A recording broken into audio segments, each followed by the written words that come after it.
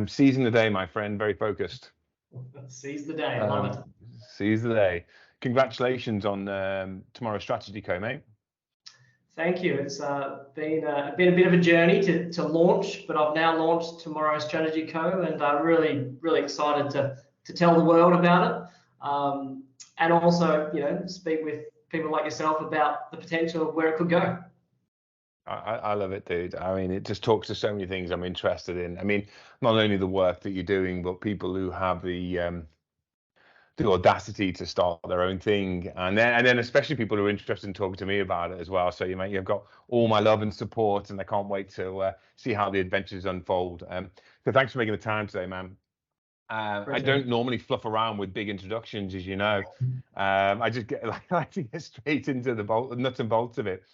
So on my mind is this, and it's guided by some of the questions we had in preparation. So you know how companies would invest in a sales department or a marketing department? It blows my mind that they fail to invest in innovation departments. I'm intrigued. Your background is in this. Why is that? Why do organizations fail to invest? Or is it that they fail to see the value in investing? What's the situation there? You're absolutely right. And my previous experience as head of innovation and head of strategy and innovation made me realize that you do need a dedicated function to look after innovation. Yes, we want everyone to be innovative, and we want everyone to really understand the customer and understand the problem, but ultimately there's a skill set. There's a skill set to know how to unpack a problem. There's a skill set to know how to empathize with a customer, interview customers, go deep on a problem, really start to develop a proposition, test that proposition, and really the best way to do that is have a dedicated team. A team that's still embedded within the organization. I don't like it when they're sitting away from the organization. I truly believe they need to be in the organization. They need to be aligned with the company strategy. They need to be aligned with solving some of the big business problems and customer problems related to that organization. One of my mentors and previous bosses always talked about the need to actually have a skill set, and innovation is a skill set. So having them as a dedicated resource, having a team inside the organization that looks at innovation, I believe is the way companies should be operating. Innovation is a skill set. It's to unpack a problem. It's to have empathy. It's to go deep, and it's to test a proposition, right? That's what they do. I guess my first question is, why don't organizations invest in that, distinct from what they do, the skills? Why not? I think they're short-term view. They're looking at how do they make money now? How do they improve their bottom line? How do they increase market share? Sometimes innovation doesn't achieve that in the short term. But that's why you need to commit to it. You need to commit to the long term. You need to really believe in the team that they will develop a proposition that will find product market fit, that will scale. But if you're still looking at calendar year budgets, if you're looking at has the innovation team had a return on investment in 6 months, 12 months, well, that's not going to deliver. That's not going to actually achieve what an innovation team can do for the business longer term. Some of my biggest achievements have been propositions that haven't gone to market, but we've learned through that process not to launch, not to spend $1 million on building or buying something, when maybe traditionally some teams would have said, okay, let's go and spend $1 million to try and build this, but have never thought about the customer, have never thought about the real problem underneath that. Whereas my team actually unpacked that, understood that that wasn't a problem that we needed to solve. It wasn't something the customers were interested in. And so we didn't spend $1 million. Now, is that a good thing for the organization? Absolutely. And more teams should be doing that than going off and spending $1 million without knowing if it's going to work. Yeah, as you're talking, it's reminding me of, I'm pretty sure it's good to get great Jim Collins talking about preserving the core of business and then innovating around the edges. And I've always wondered about that. Does the innovation need to be closely coupled to core in your experience, or can it be? I think I've always had the assumption it should be. So, it retains resonance with the organization. So this is an assumption. Yeah. But what you've just made me think is that it could be out of this atmosphere into, way off in space type innovation. What's your view on that? Does it have to be coupled, or can it be way off? I do believe it needs to stay close to the core of the business, mainly because it's a great way to demonstrate value back to the business. We always talked about an innovation funnel. So how many propositions could you put in the funnel? How many propositions can you start to develop and evolve and test and learn? Because not all will come through the funnel. Not all will find product market fit. Not all will scale. But the more and more you put into that funnel, the more chances you have of actually achieving that success and scaling and driving new revenue streams and new growth opportunities. So staying closer to the core and aligning initiatives to the company strategy, I think, is very important. Yes, innovation teams can go off on tangents and can be creative and disruptive on how they think, but ultimately I think that the best teams are the ones that deliver on helping the companies to grow and improve through innovative thinking, through innovation, holistically as well. So I do think they need to stay closer to the core. Mm-hmm. They need to demonstrate how they're continuously developing those propositions, and also following, a really good methodology and process. It's not sometimes the sexiest things, and I've done a few speeches and presentations in the past where I talk about innovation governance and sticking to a process. In my previous role, we had a 16-week internal accelerator, and we were very strict on staying within those 16 weeks. Every 2 weeks, sprints, every 4 weeks, showcases, and following the design thinking process from empathizing and understanding the problem and the customer right through to a proposition and hopefully a validated proposition. But those guardrails, that freedom within the boundary was so important, and the process of following that process was also critical to the success of a lot of those propositions finding product market fit. I mean, that's prompting a whole raft of questions. So yeah, I know, right? How many hours have we got? I think I booked this in for 3 days. Good thing is I love talking about it, so you've got me for as long as you want me. Great, good news, mate. Good news.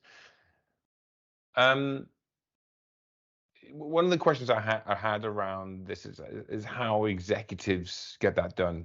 How they create an innovation department, right? And I think you've just talked about having an innovation funnel, staying close to core, having a methodology and a process, having good innovation governance. So I recognize now the link back to the beginning of those skill sets, right?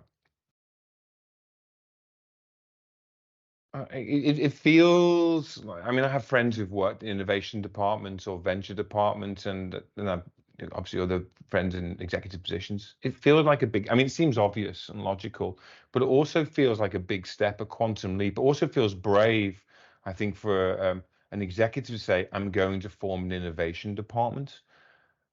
Sorry, I want to acknowledge everything you've said, but how do they get it done? And how do they get it done with not taking on the risk of trying to look too cavalier, too entrepreneurial? Because some of these words have taken on, I think they take on negative connotation sometimes. Yeah. So let's just imagine we're talking to an executive of company ABC. What would you be saying to them to go, look, this is how you're going to get it done, and this is how you're not going to get fired by getting it done? Well, I think understanding what the company's overarching company strategies is really important. And obviously, Tomorrow Strategy Co., my company, talks about let's understand that company strategy. Let's refine it, let's evolve it, let's rethink about what the company strategy is. If we know what that is, we can use innovation to deliver on that company strategy. Do you set up a team? Do you bring in external support? Do you partner? Do you create something yourself? Do you create a ventures arm? All of these things are ways of achieving, hopefully, the greater ambition of the company. a lot of the approach there is also about how do you find some of the best talent within your organization, cross-functional, multidisciplinary teams, bring them together, make sure there's some good leaders that are going to support those teams, create the boundaries, allow them some freedom within those boundaries, and then allow them to actually be freed up to create something impactful, creative, innovative. And there needs to be a proposition to start with. Once that proposition is found, once the proposition has been validated, both through customers, through stakeholders, those sorts of things, that's when I think you can lead to a venture. That's where I think you can lead to, let's go and build it. Let's go and either acquire it or build it or buy it, those sorts of things. So that's where the venture side comes in. I think the venture side is complementary to the innovation team. They are essentially a team that could scale up a proposition. So that's very much how I think they can work together. Executives need to be braver. I think we're lacking Australian leaders, executives that are going to be brave and take these companies to the next level. We need more ambitious leaders. We need leaders that believe that they can drive new growth, drive new revenue streams, and those sorts of things. And unfortunately, we're lacking those leaders across all industries. I mean, not to put you on the spot, but to put you on the spot, who do you look when you're looking to inspiration in Australia or beyond your choice? Who do you think is doing this well? I think one of the things I've learned from you, Dan, is that it's all well and good having one-off innovations, but it's the long-term commitment and investment in innovation that's important. Because you didn't say this, but you made me think you're only as good as your last innovation. I know that's not quite true, but that's what it makes me think. So, who do you think's doing it well at the moment? It's such a tough question. I mean, I do admire some of the larger organizations that have tried this, but none have stayed the course. So, I should acknowledge that maybe CommBank, CBA are doing this well. They've gone and had an innovation function. They've closed that down. They've gone now to more internal ventures. I think that approach is going well, but they need to double down on it. They need to really stay the course with some of those ventures. I always look to potentially Asia, because I really love some of the brands out there. Obviously some of the tech firms always come to mind, but these are tech firms that are really committed to innovation, ventures, new growth opportunities, and they really stay the course. Tencent and the other big brands in Asia, they believe in it and they back it. Grab is another one in Singapore that have diversified from being a taxi share company to lots of different extensions, and they just back the innovation and they really stay the course, and it then delivers. It's almost like that whole philosophy of you need to lean into it as hard as possible, go through some of that pain, have some failures, have some propositions that didn't find product market fit, but eventually they will. And that's where that funnel sort of comes back to. Eventually one will drop out and it will be a great success, and everyone will be saying, isn't that an amazing brand? Look at how much success they've had. But they've probably had 6 or 7 or 10 failures or propositions that didn't actually find that product market fit. I'm glad you picked Tencent. I was just decompressing last night, playing a bit of PUBG, Player Unknown Battleground, and I was very proud of myself. Not played for a year, and I still managed to come, win a chicken dinner, top of the roost. My kids asked me, they said, which came first, Player Unknown Battleground or Fortnite? Do you know which one came first? No. I want to know who the innovator was. Was it Tencent or Fortnite? Sorry, PUBG or Fortnite? I don't know. Yeah. Why do they fail to stay the course? Like, what's the story? Short-term views, change of leadership, an executive saying, well, what's the return on investment from that innovation function? We haven't seen anything come to market. So yes, but again, if I bring in my earlier story, they didn't spend tens of millions of dollars chasing after a proposition that wasn't going to work, wasn't going to scale. So maybe there's maybe we need executives to not just think about the ones that are successful. How have they saved money? How have they saved the organization money? How have they gotten closer to the customer? Those sorts of things. So maybe there's a rethink on, how successful innovation teams and functions can be isn't just about increasing revenue and those sorts of things. Is there a club for leaders of innovation and leaders of ventures within organizations? Do you guys have a secret place where you go and hang out together? Well, I did create at TAL, which is a life insurance company, I did create the Innovation Society a few years ago. Nice. a very secretive club that anyone that applied got in, but you had to know about it. We didn't have any secret handshakes, but everyone that applied, we allowed to come in, because it was about sharing learnings, doing some case studies, talking about innovation, profiling different companies, bringing in some guest speakers, and also annually, at the very start we did an innovation challenge, but then we realized that while it really encouraged innovative thinking across the organization, what we were doing is we were creating too many ideas. And isn't that ironic that an innovation challenge really engaged the team and the employees of the organization, but ultimately created almost too many ideas for the team to be able to develop and move forward. So there's pros and cons to doing innovation challenges within organizations. I think if you're going to do it, you have to have really good thought about what's the output. Is there going to be budget to actually fulfill and deliver and expand on some of those ideas that were presented? Because the worst thing that you can do is put a lid on the engagement and the enthusiasm that some people bring to those innovation challenges.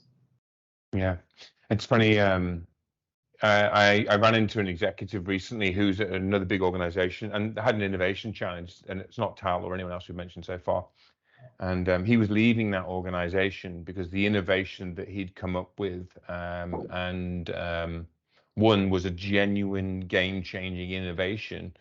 And he was like, I'm just done after this. I want to leave because it's shown me that this organization is not committed to innovation, because the funding actually went to something which was a more cynical, increased tactical revenue. Not really innovation. It was just like it was a cynical play, if that makes sense. It was an optimization play, not an innovation play. That's what he was saying. So I can spend the rest of my life here, but it's never going to innovate. I guess that comes to the pros and cons that you were talking about. What are the pros and cons do you identify? That's definitely that's there, and part of the challenge is you have talented people within organizations, and if you can't harness that, they will go somewhere else. They want to be challenged. They potentially might take less money because they know that they can go somewhere and they'll be listened to and they'll be engaged in a process or a new initiative. I think there's an opportunity to think about innovation internally and ventures on how could you potentially spin out an innovation. How could you go through a process to develop a new initiative, create value to your stakeholders, find the product market fit. But if a team has delivered that and created that internally, why not look at a spin out venture? Why not look at, okay, we've got a team here that have developed this from nothing right through to something that customers are saying they'll buy, they'll engage with. Why don't executives think about that as, well, how could we spin this out? Could we actually be a key investor in this business? Ultimately, the great thing that corporations have over startups is they've already got the distribution. They've already got a brand. They've already got customers. It's a great way to spin out a venture, gain market share in that space. I don't know if I've answered your question, but that just came to my mind. It's like in Australia, we don't do that. I've seen it happen in Asia. I know in Japan, I've been exposed to a company that's done that. They've had someone internally come up with something amazing, and they've backed them to go and spin that out of the company. It's funny you say that, because it's one of my greatest regrets, Dan, for my last company, that as entrepreneurial founders, that we tried to go on our own. We tried to create a business of a medical device, hardware, software. and distribution was the problem. In fact, we fought so long for distribution that, you know, my time was done after 4 years. I couldn't afford to keep on going. Whereas if I'd had the wherewithal, I possibly would have gone in with a venture group earlier and shared the wealth earlier and been more giving, as opposed to thinking I have to do it myself. And I think that's my lesson from entrepreneurialism and venturing and funding my own businesses, was I should have done it that way, and taking a smaller slice of a bigger pie with established distribution. So it really lands for me. I want to ask about, you mentioned Tal before, and you know, we're talking about options for when you see innovations and how you spin up ventures. And have you got an example of something that you know, I'm not necessarily looking to put you, you know, in the spotlight here, but if it does that, then so be it. Like, what was the thing that you saw that you're proud of, that you think at Tal that really, you know, change the game for them in terms of an innovation and the clever commercial models behind it, just as a case study on what someone could do? Have you got an example for us? I've got plenty of examples, but one that comes to mind, and I will acknowledge that great leadership support from the top all the way through the organisation. Even though they're a life insurance company and might not seem the most innovative company or industry, they absolutely were, and I loved my time there. And great senior support all the way from the executives, etc. We had the governance, we had the structure. We always brought cross-functional teams together. But one of the problems that we were facing, or the business and the industry was facing, was around the challenge that mental health claims were increasing and are still increasing. And the problem was really, well, do we even understand this? Why is it happening? Do we understand the data behind it? Do we understand why these claims are starting to come through at an increased rate? So we did the analysis, we understood what we thought the data was, but then we went and started talking to customers and those that had claimed and gone on different taken out policies, but then also claimed. And it wasn't about saying you're not allowed to claim for mental health reasons. It was about what happened in your life that brought you to this point. And what we worked out is that most people don't understand where they sit on a spectrum of their mental well-being. Are they thriving and are they doing well and they probably will never have challenges, or are they right down this other spectrum of they're struggling and they need support and those sort of things? But so no one really knows where they are on this spectrum. And if you're listening to this as a podcast, I'm using lots of hand gestures because there's a sliding scale of, you know, am I thriving, or am I somewhere in the middle and I just need some prompts and those sort of things, or am I struggling and do I really need support? And what we found is that, again, through speaking with industry experts, looking at the data, speaking to customers, is that people didn't know where they sat on that spectrum, where they sat on that scale. So by making people more aware of their mental well-being, using simple ways to make people more aware of it through different, you know, tools and techniques, people were more aware of their mental well-being and how to improve it, or how to change their struggles that they were facing. So that led us to developing a proposition that we piloted with one of our super funds. It went out to, I think, about 15,000 people, that first initial pilot, and it was hugely successful. Huge take-up, lots of interaction. We partnered with the Sydney Brain and Mind Foundation through Sydney University. So there was a de-identified data sort of capture around people interacting with this tool. It became one of the largest studies around mental well-being from a commercial point of view. Nice. And then we thought, wow, okay, so people are interacting. People are actually starting to find out where they sit on this spectrum. People are utilizing some of the tools that we were recommending. We didn't go and build the tools, we just recommended other tools. And then we said, well, if we've done it with one super fund, which Tal was a part of, why don't we offer it to 20 super funds? And so that's where we went from a pilot to a scale operation. We pushed it out. We started to explore other ways of finding out where people sit within mental well-being and wellness and those sorts of things. And yes, COVID then came along, and you know, the numbers changed dramatically. I did leave at that point. I left TAL, but I know that program Headlight is still going and it's very successful. It's not about trying to change revenue and those sort of things. It's about making people more aware of their mental well-being. And ultimately, if they can improve it, those sorts of things, maybe longer term, there'll be less claims around mental health or those sorts of things. So it did have a business objective, but ultimately was about trying to realize where people sit within that spectrum and how can they improve their mental well-being. I mean, firstly, it sounds like a very worthwhile program of work, and I'm actually not sure. I mean, I sit obviously firmly in brand marketing, business creation. I hadn't really seen that lauded by TAL. I actually, just as full disclosure, I do no work with TAL at all, so this is completely objective. I'm just not so sure they ever hit my radar as an organization that had that commitment. I've seen friends go through there, by the way, and they speak well of the organization, but it's really interesting from that perspective.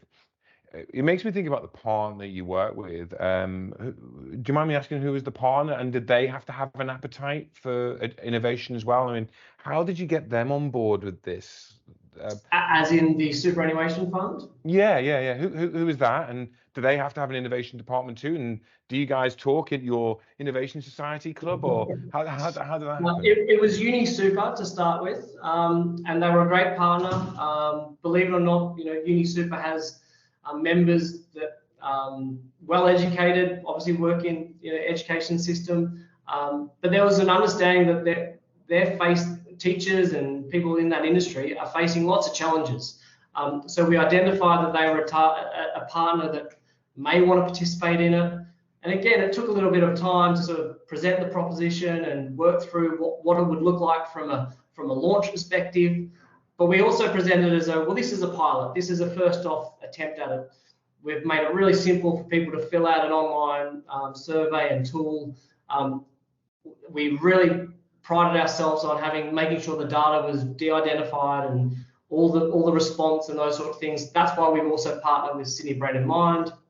And it was, again, they had to be willing to go down that journey with us to be the first super fund to do that. But they embraced that, they took on that opportunity, and then probably were a leader in that area because they were the first to do it. And then obviously we've gone, or TAL went and offered it to other super funds. But yeah, it does take bravery from a brand perspective to want to even play in that space. Talking to people about their mental well-being.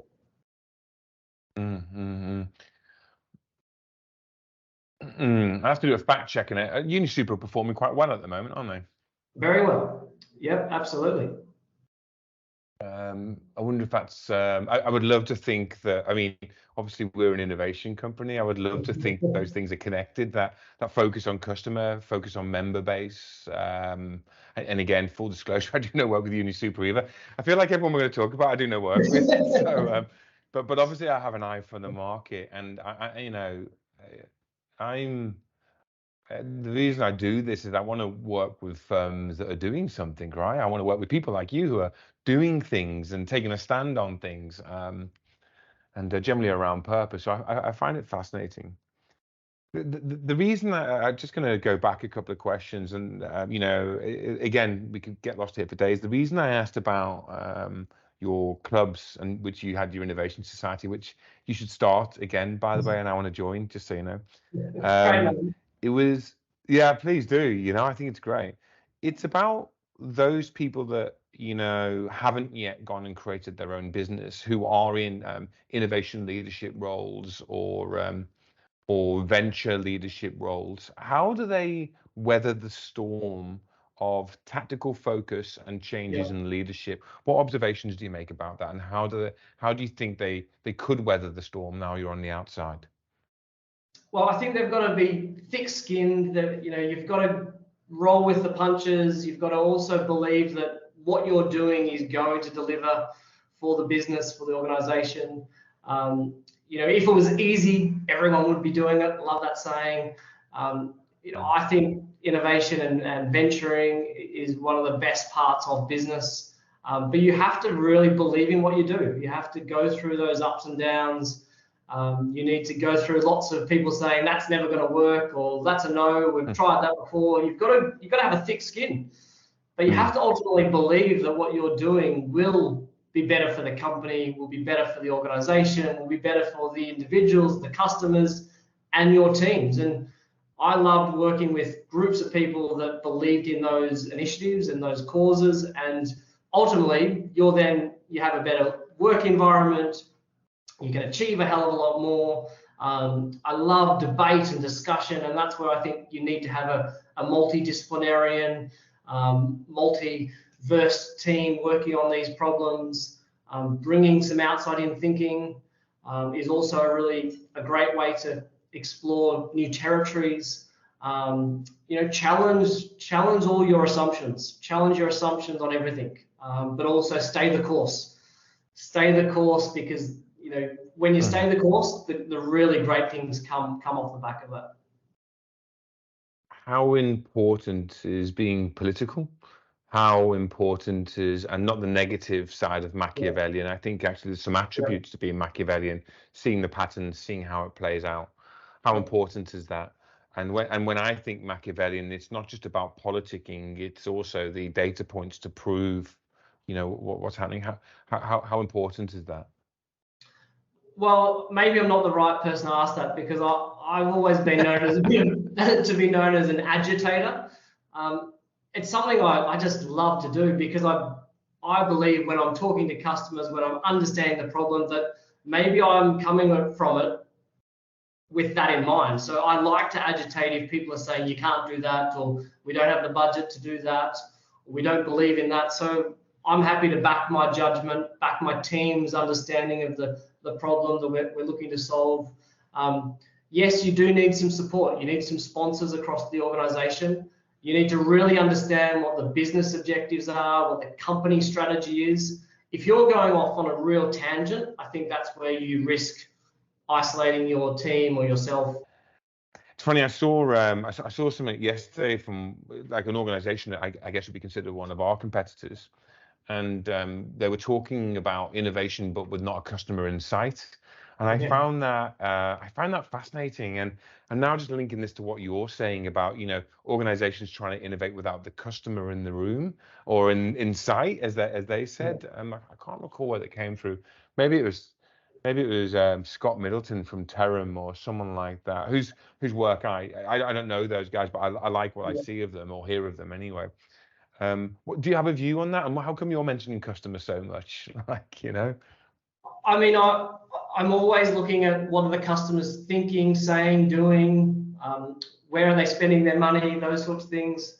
Just before this conversation, I'm working with a Windows manufacturer, and I said to him, well, I want to speak to some of your customers, your suppliers, your manufacturing partners. And they said, okay, what does that mean? I said, well, I want to know what they think of you. What are you doing well? What are you not doing well? What could you do to improve? So I literally spent the last half an hour speaking with an architect about what do they think of the Windows manufacturer. And straight away, some of the comments that he said was, they could do this better, they could do that better. Have they thought about this? Have they thought about that? And wow, like mind blown, hadn't thought of those areas. I'll synthesize that down as well as some other conversations I'm having, and I'll take that back to the client, and I know that they will be surprised by some of the comments. I had another conversation earlier in the week with a different supplier. He was really, really positive, and I said, okay, well, what could they do in this area? So I asked those questions because I think having a customer view of your company, your brand, your products is really important.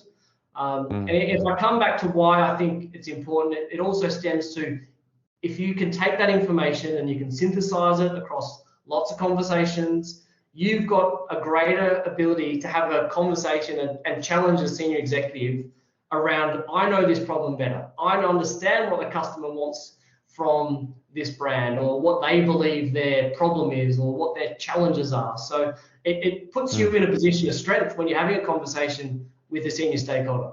I've spoken to 20 customers, 200 customers, those sorts of things. How can they argue with that when you're saying, I've just come from a series of conversations with customers and they said this? An executive would actually, it would be there. They wouldn't have the right to say you don't know the customer, or you're coming from a position of not strength. So hey, that's why I always talk about the customer. I think that is such a powerful insight in terms of leverage, but also understanding. It's like it's having knowledge and wisdom. Which I know for the little bit stoic, it's the knowledge of connection to the customer and the wisdom to use it for the leverage that you need to keep moving forward.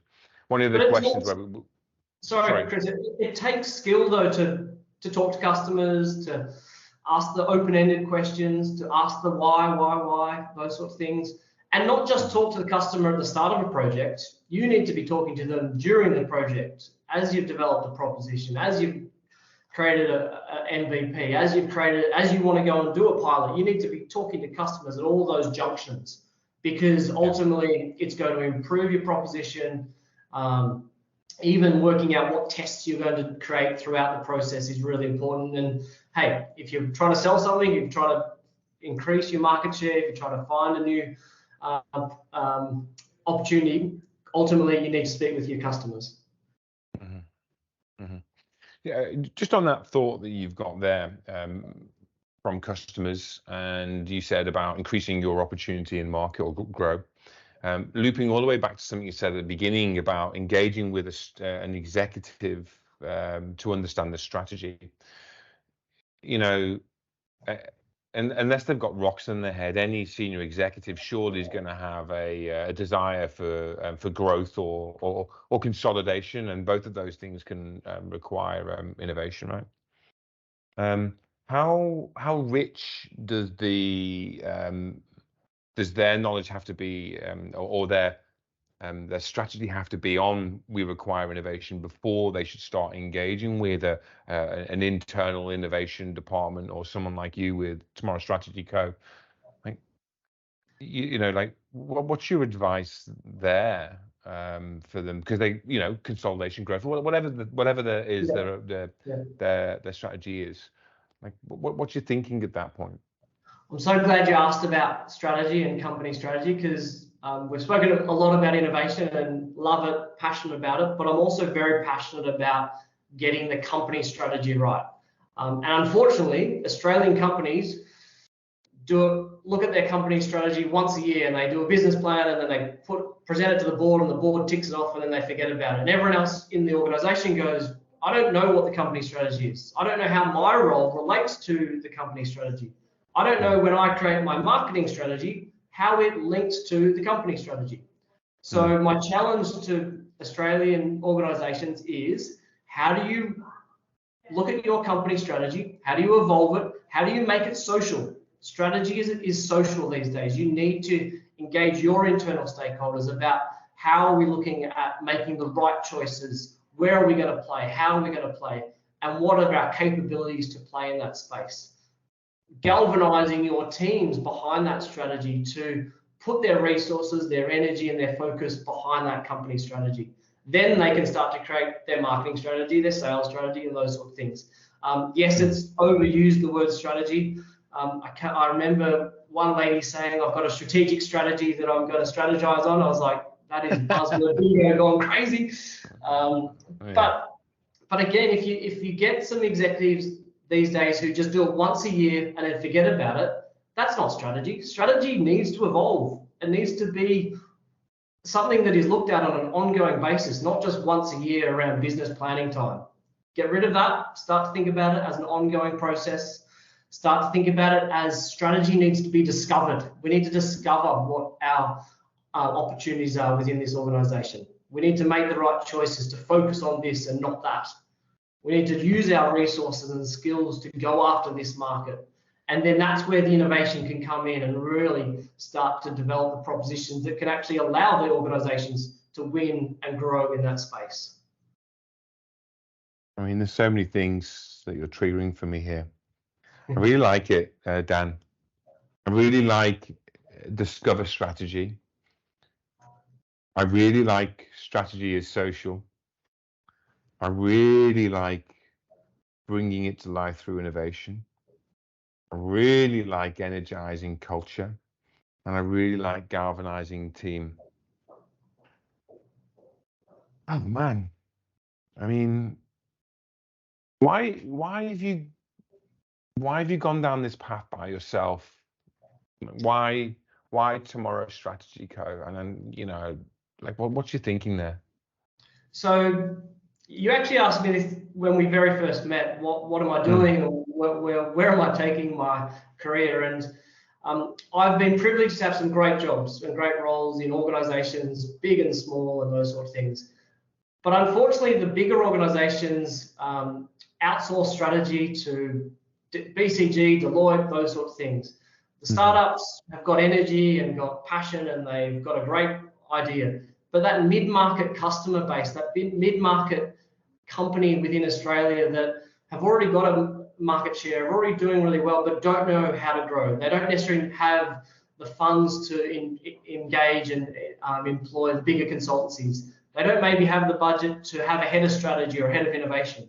So Tomorrow Strategy Co focuses on the mid-market of Australia, mhm, 20 plus employees, anywhere from $8 to $10 million in revenue and beyond, up to a couple $100 million. It's a big market share within the Australian mhm, market. There's lots of companies that play in that space, mhm, but they still need to be thinking about their company strategy. How can they improve? How can they grow? How can they make the right choices?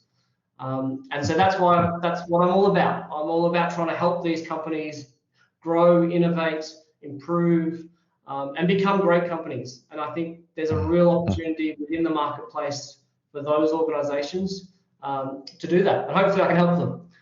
mhm, Yeah. mhm, mhm. I like it again. Well, it links back to one of the other themes that I talked about earlier, which is good to great. Jim Collins. There's some good companies, but they could be great companies. And in fact, one of the examples he cites in that book is I think it's 3M and their innovation agenda, as they were before they had post-it notes and sandpaper and all those other things, going from a good company to a great company. So I think man, I think you're spot on. One of the things I enjoyed about the pre-conversations we had about this, I was like, well, how are you going about this? And he said to me along the lines of, well, exactly as I would do it in TAL or everywhere else I've been, by engaging with the customers and by having conversations with them and Yeah. understanding. Yep. And I Well, think I'm that's staying true. I'm staying true to what I'm preaching. I went and mm, spoke to not quite 100, although I rounded it up a little bit. So I spoke to a lot of directors, company owners, founders, and said, "What are your biggest problems? What are your biggest challenges?" So I empathise with them, and they all, a vast majority, said, "I don't know how to get what's in my head out.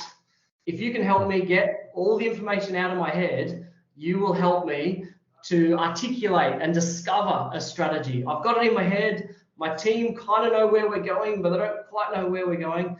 If you can help me mm, get it out of my head, that would be amazing. And then we'll mm, go about discovering this strategy for the company. We'll go and mm, refine it. We'll go and engage our team on what it could be and what we could make it. And mm, so I went and spoke to lots of people, and they told me that was one of the big things. The other one was I've already referenced around they can't necessarily afford to have an internal head of strategy. Maybe they mm, can have a mid-market consultant that can come in and help them. So mm. I love it. Is there a dream segment for you to work with? I mean, you've mentioned mid-market. I acknowledge the 10 million and up. I've acknowledged mid-tier. I acknowledge, they probably don't want the BCGs or the Accentures or yeah. McKinseys or whatnot. I have a second thought around that. But is there a dream customer segment for you? I mean, my other research led me to realize that directors and founders and company owners within that mid-market suffer from a bit of, they get nervous, they don't know what to do, they don't know where to focus their energies, they're so busy in the business they don't necessarily think about the business. So I'm looking for those sorts of companies that want help, need help, are brave and want to be brave to discover a new strategy, but then also want to back it and actually want to follow through on finding that new opportunities and those sorts of things. So I'm trying to be industry agnostic. I've come from Mhm, financial services, but even we haven't even touched on the fact that I worked for Samsung Electronics for 5 years, both in Australia, and also did a 1-year stint in South Korea, where I got exposed to a global brand working in their global marketing and innovation center. And that was just the most amazing year of my life from a career perspective, in South Korea. Unfortunately, my wife didn't like the experience, so we didn't stay longer than a year. But it allowed me to see what brands can do when they really focus their energies on a certain product or market. What was the major revelation for you in that 1 year in South Korea in relation to Samsung's commitment to innovation? That they really focus their energies on new products and services, and they use their brand to scale. So at the time, they were going into some new products and services, but they just literally doubled down and tripled down on those products. And it was an amazing time to see how a brand galvanizes behind a strategy, and they just go 110% behind it. And then they put all of their marketing budget behind it. They put all of their research and development behind a certain product. And it was very powerful to see that. And I was an Australian living in South Korea, working with their head office, and was a great experience to see when focus comes, great things can actually happen. Yeah, got it. It makes me want to ask you, Dan, maybe off air or on air, what advice you'd give me on use brand to scale. Obviously, as an organization, we've invested a fair amount in our brand work, and scale's going okay. Would I want 10 times what I've got now? Of course I would. And not from an egocentric or even a monetary point of view. It's more, I believe that we can create a good home for technologists, for engineers, people, an environment that's experimental but also safe at the same time. I'm interested if you had any observations about our business and our brand and the way we do, but answer now, or you can think on it. Again, not wanting to put you on the spot. I've definitely got ideas, and I spoke to a lady recently who, she's got a brand agency, she's doing really well. She said, "What else could I be doing, Dan?" I said, "Well, hey, you talk to companies about backing their ventures and those sort of things. What about doing your own venture?"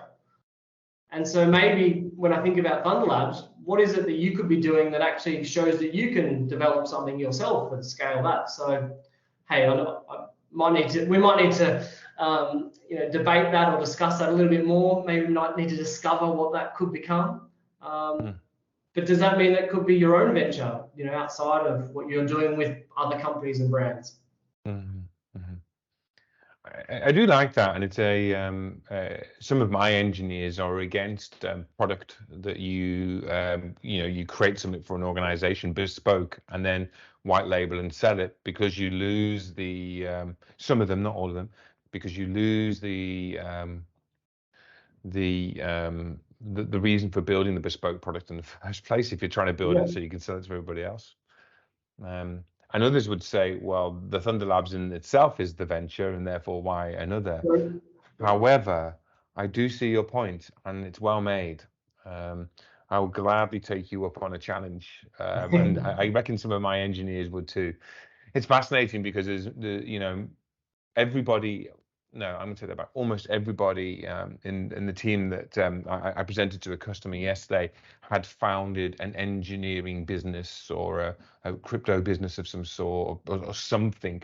And the team that we put in front of this CIO was insane. And I was sitting back looking at it going, this is unbelievable. Yep. I mean, unbelievable founders of their own things now doing bits and pieces through us. Yeah. I'm actually finding it with all of that brain power hard to sit them down and go, okay, what would we do, And so that your point is received and well made, and even if I just take this sound segment and send it through to my to some of those people for inspiration, Dan, I might do that. A question you made me think. You mentioned about McKinsey's, BCG's, all those firms, and there's a reason that they do what they do very well.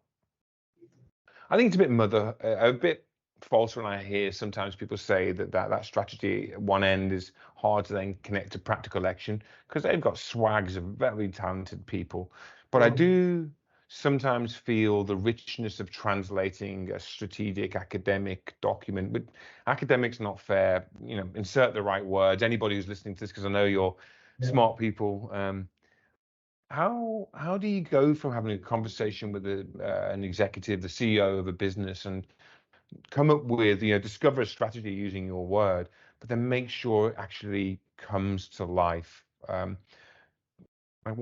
And maybe this is the last question, because I noticed we're on the hour. But what do they need to do to make sure it doesn't just become an annually reviewed document, or or money they spend that then doesn't yield the return on that investment? Like, what advice do you have there? The first advice would be, don't think that just one person can do it. It needs to be a collective. It needs to have real diverse thought process through that. Discovering it requires you to bring other people into that process.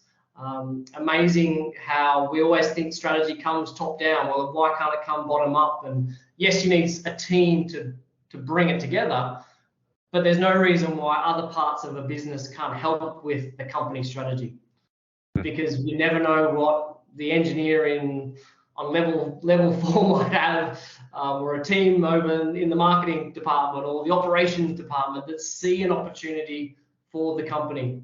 So bringing that diverse thought, discovering the strategy is really important. But then also, it's not just set and forget. Again, I referenced the part where, unfortunately, Australian businesses are creating what they think is their strategy, putting it into a business plan, getting the board to sign it off, and then forgetting about it. Well, it needs to bring into the mix. It needs to be cascaded throughout the organization. Their parts of their individual roles need to link to how it's connecting to the overarching company strategy. So I think it's not easy. Again, it takes time, it takes effort, it takes real process to go through. But it needs to be fun, and it needs to be exciting. Like, why can't strategy be fun? And you reference some of the bigger consulting firms. They, without disclosing what they do, or what I think they do, is that they look historical. They look at numbers and the past. I'm saying strategy should be looking forward. We should be looking forward to where we want to take the companies, and how do we get there? Because that's what strategy is. We've got an ambition for going somewhere. We've got an ambition to win in this space. How do we create a strategy that's going to get us there? How do we galvanize and bring all of our capabilities and experience and skill sets to get to that place in time, to win in that market, to create that new space, or win in that area that we believe the business can go, and then back it, and then really commit to going after it. And so ultimately that requires ongoing review, not just in January or in June just before tax time and those sorts of things. It requires an ongoing review, and potentially you might need to evolve the strategy as well. Got it. On that note, for those organizations that want to back themselves and discover a strategy as a collective, not just create a strategy, make a business plan, have it signed off by the board, and then forget about it for a year.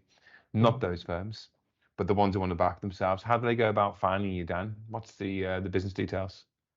So tomorrowstrategy.co is the website. I'm on LinkedIn. Feel free to reach out. Talk to Thunder Labs. We're looking to partner and work together on some new initiatives coming up. So yeah, more than happy to come in and have a conversation, provide some feedback. I'm very, very open to the opportunities. Thank you so much for your time. Much appreciated.